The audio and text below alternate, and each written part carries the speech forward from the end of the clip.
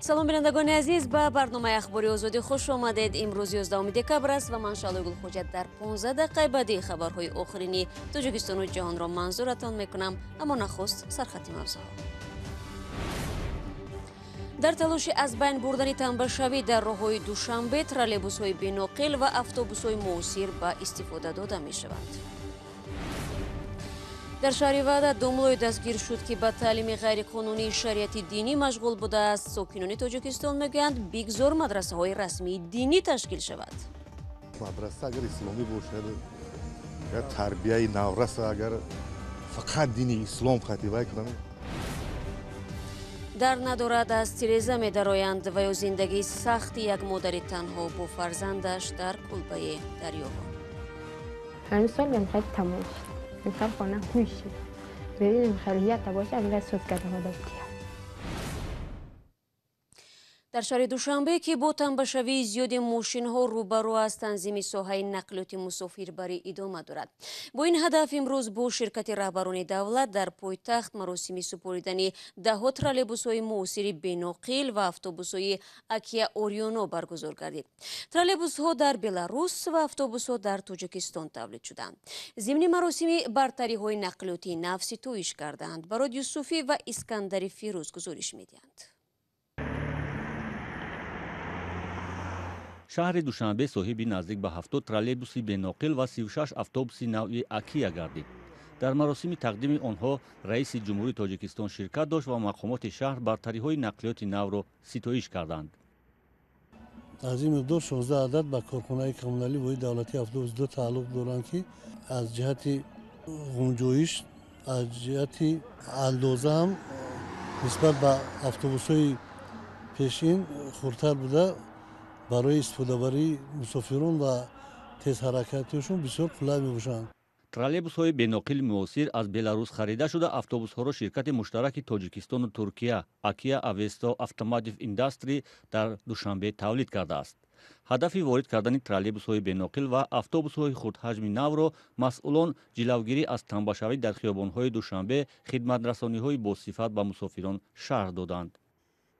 дар 3 соли охир ба пойтахти азизамон зиёда аз 368 адад автобусҳои нави замонавӣ бо стандарти евро 5 ворид гардид, ки имрӯзҳо дар хатсайр ба хизматрасонии шаҳрвандони муҳтарам қарор доранд.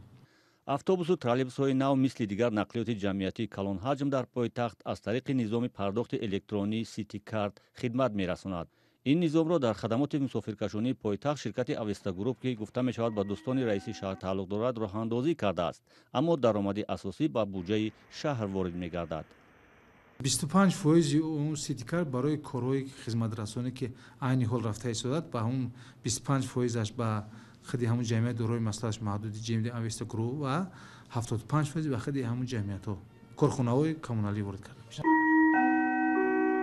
мусофирони муҳтарам, истгоҳи муассисаи полиграфӣ, истгоҳи оянда, маҳаллаи 7 километр. мусофирони муҳтарам, муҳаббатро аз ҳамдигар дареғ надоред, зеро муҳаббат дӯстиро қавӣ мегардонад. нақлиёти нави мусофирбар, махсусан троллейбусҳои беноқил, ки бори аввал дар кишварҳои Осиёи марказӣ мавриди истифода қарор гирифтаанд, бо дастгоҳу васоили электронии худкори муосир муҷаҳҳаз шудаанд. масалан дар тоистон кондитсионерош кор мекунанд, баъзан и бетока мерава, свет ки мурд қувваи барқ мурд ё мерава то 20 километр мерава, ҳама чӣ дора, интернет, вайфай, ҳама чӣ дора. барои одамои маъюб ки озод сувор мешаванд дар нақлиёт, ба тайми автоматика ҳар истгоҳра худаш гап задан мега чиз автоинформаториш истгоҳ ки кадом истгоҳаш шаҳрвандо хушон дигар намепурсанд, медонанд ки дар кадом истгоҳ мо фуроем. бо вуруди троллейбусҳои нави беноқил як хатсайри нави шумораи 11 аз маҳаллаи 102 то боғи айнӣ таъсис дода хоҳад шуд. дар як соли ахир 13 хатсайри микроавтобусҳо дар пойтахт барҳам дода ва бар ивази онҳо хатсайрҳои автобусҳо таъсис шудааст. طبق оморҳо феълан дар шаҳри Душанбе ҳудуди 300 000 нафар мусофирон аз нақлиёти ҷамъиятӣ истифода мекунанд ва бархи онҳо аз хидматрасонӣ чандон розӣ нестанд. аксари онҳо ба таксиҳои арзон бартарӣ медиҳанд ки ахиран шаҳрдорӣ ба коҳиши онҳо талош мекунад. мақомоти интизомӣ дар канори шаҳри душанбе як домуллоеро боздошт карданд. ба иттилои вазорати корҳои дохилӣ, дастгиршуда ба он муттаҳам аст, ки дар хонаи худ ба наврасон таълими динӣ медодааст. дар Тоҷикистон фаъолияти мадрасаҳои шахсӣ манъ аст, вале дар ин баробар ягон мактаби динии давлатӣ низ фаъол нест. чаро сокинони кишвар аз имконияти додани таълимоти динӣ ба фарзандонашон маҳруманд ва паёмади ин чӣ хоҳад буд?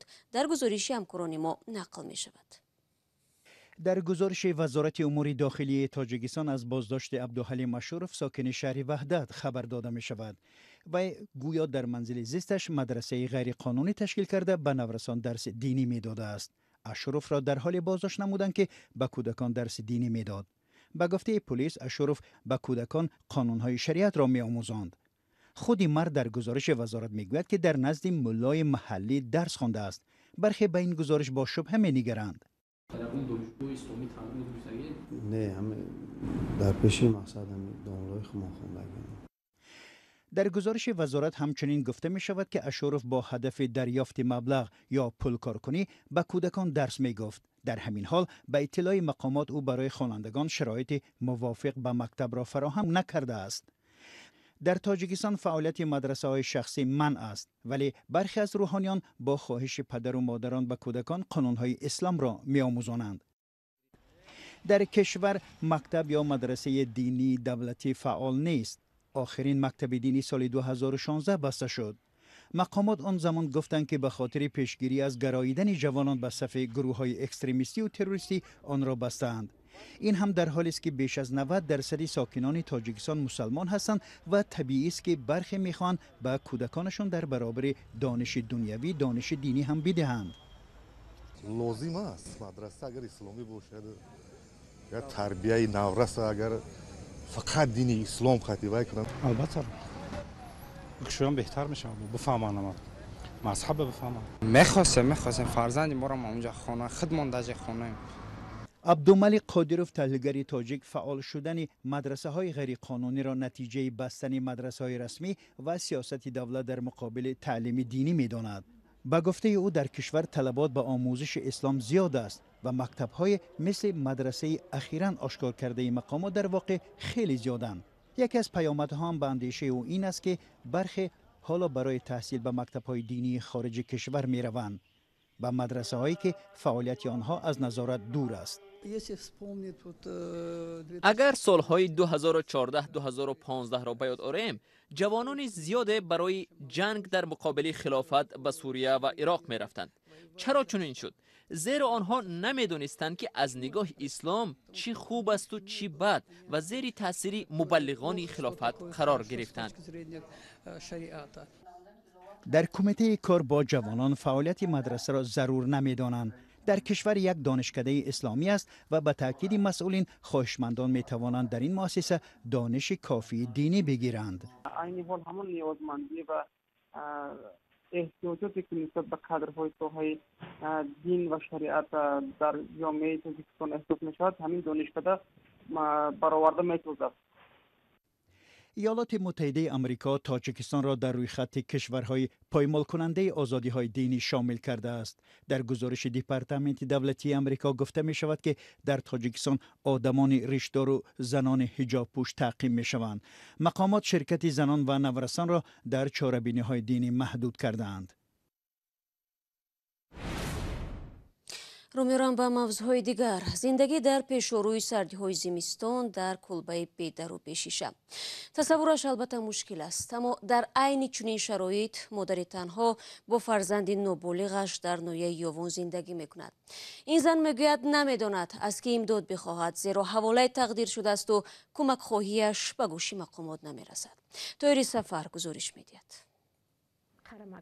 حال این مادر و پسر هر روز همین است. از این کلبه ویرانه از کسی نمی گریزند، از بس که خانه در ندارد مجبورند از تیرزه بیرون آیند. چی دار خوشرو نبود، در خوشرو نبود برای محکم کردیم، گفته هوی نشوه خونم نداره. نگینه حبیبова و پسری 6 سالش در این کلبه در دهه چوپان آبادی یاوان زندگی می کنند. مادری تنهاست. کلبه از پدرش میراث مانده است. با ترس و وحشت شب را در آن روز میکنند. مدینه باران میزنم هم مجبور میشه این خونه در میدرویم. من چقدر زنده کنم نه آتم چقدر زنده کنم که جانم. در همین جا میخوابند و میپزند و از سرما، باد و باران پنهان میشوند. از بس که جای برای رفتن ندارند، برای همین ناچار در این کلبه گیلین ماندند. خونو برای هم میگم خانه را چیز کنم بیرون در نمانیم آخه. به حیث عائله فقیر بارها به مقامات ناحیه یاوان مراجعت کردند. پاسخشان هم اکثرا یکسان بوده است که ما نیز امکان نداریم. همه جای رفتگیم. نگفتیم چند پولت ترد کن. میگم من نمیتونم. خشت آورد بگه خودشون سوز کرده بوده. من نمیتونم خیلی کرده میگه. یا خودش میگه پولت تایر که با میره میکنم شد. در تاجیکستان عین نیگین حبیبه و صدها و یا شاید هزاران مادری تنهاست که از چشم خبرنگاران دور ماندند. بنا به آمار رسمی 14% اهالی تاجیکستان مثل این مادری تنها قشاقانه زندگی میکنند. شما برنامه خبری رادیو озодӣ ро тамошо доред. расо 17 соли пеш дар ҳамин шабу рӯз раҳбари собиқи ҳизби демократии тоҷикистон ва ширкати тоҷикгаз маҳмадрӯзӣ искандаров дар пойтахти русия нопадид шуда сипас ба таври мармӯз дар тоҷикистон пайдо гашт. искандаровро дар содир кардани гуноҳҳои вазнин муҷрим шинохта барои солҳои тӯлонӣ ба кунҷи зиндон андохтанд. ҳарчанд худи ӯ ба бегуноҳиаш итминон дорад. бароди суфӣ дар ин бора мегӯяд. Маҳмадрӯзӣ Искандаров раиси вақти ҳизби демократии Тоҷикистон 16 сол қабл дар шаҳри Королёваи вилояти Москваи Русия боздошт шуд. боздошти ӯ дар ҳоли сурат гирифт ки мақомоти Тоҷикистон қаблан дар муқобили Искандаров парвандаи ҷиноӣ боз карда буданд. иттиҳомоте ки бар ӯ бастанд хеле зиёд аст. мавзӯъҳои зиёд аст ки ба он мавзӯъҳо иттиҳоме бар Маҳмадрӯзӣ бастанд ва шаффофияти инҳо то ҳанӯз маълум нест. моҳи октябри соли 2005 Маҳмадрӯзӣ Искандаров бо қарори додгоҳи олии Тоҷикистон бо ҷурми терроризм, бандитизм, нигаҳдории ғайриқонунии муҳофизон ва силоҳ, сӯистифода аз мақом ва аз худкунии моликияти давлатӣ ба 23 соли зиндон маҳкум шуд. худи Искандаров он иттиҳомотро қабул надошт. ман аз ҷумлаи онҳое будам ки тақрибан дар ҳамаи марофиҳои судии Искандаров иштирок доштам ва ягон далел исботи комили худро пайдо накард. аз ҷумла ҷиноятҳои вобаста ба фасодкориҳо дар барқи тоҷикгаз. вале яке аз кормандони собиқи оҷонсии мубориза бо коррупсия таъид кард ки Маҳмадрӯзӣ Искандаров замони кор дар тоҷикгаз аз мансаб сӯистифода ва пули давлатро тасарруф карда буд. он замон Маҳмадрӯзӣ Искандаров раёсати ҳизби демократии Тоҷикистонро бар уҳда дошт. ӯ соли 1999 раиси ҳизби демократии Тоҷикистон интихоб шуда буд. ҳамзамон бо корҳои ҳизбӣ як муддат раёсати кумитаи ҳолатҳои фавқулода ва раҳбарии корхонаи тоҷикгазро бар уҳда дошт. дар суҳбати ахире ки пас аз 4 моҳи фирор аз душанбе бо ҷаноби президент доштанд, тавре баъдан дар суҳбатҳош бо хабарнигорон гуфт, вақте президент ба ӯ чанд пешниҳоди мансаб мекунад, ӯ рад мекунад. баъд аз ин то замони боздошт ва маҳкум ба зиндон шудан фаъолияти муассири сиёсӣ ҳам надошт, зеро ба Русия фирор карда ва раёсати ҳизби демократро тақрибан аз даст дода буд. ин гузоришро дар шакли комил дар сомонаи озодӣ бихонед ва ё дар саҳифаи мо дар шабакаи ютуб тамошо кунед. ва Шавкат Мирзиёев, президенти Ӯзбекистон, гарон будани нархи билетҳои ширкати ҳавопаймоии миллии Ӯзбекистон Airwaysро танқид кардааст. ӯ зимни як ҷаласае бахшида ба рушди сайёҳӣ барои арзон кардани нархи билетҳо дастур додааст. хуб бинандагони азиз, метавонед ин хабарро дар сомонаи мо пайдо кунед. барномаи имрӯзро дар ҳамин сониyaҳо ба поён мебарам. сипос бинандагони азиз ки то охири барнома моро тамошо кардед. то суҳбати баъдӣ метавонед зери нишони www.ozodi.org аз вебсайти радиои озодӣ истифода кунед. навораҳои ҷолиб дар озодӣ видеоканали мо дар ютуб гузошта шудааст. умедворам рӯзҳои истироҳатро хуб сипарӣ хоҳед кард ва дар ҳафтаи нав боз мулоқот мекунем. худро эҳтиёт кунед ва худо нигаҳдори ҳар яки шумо арзон бошад.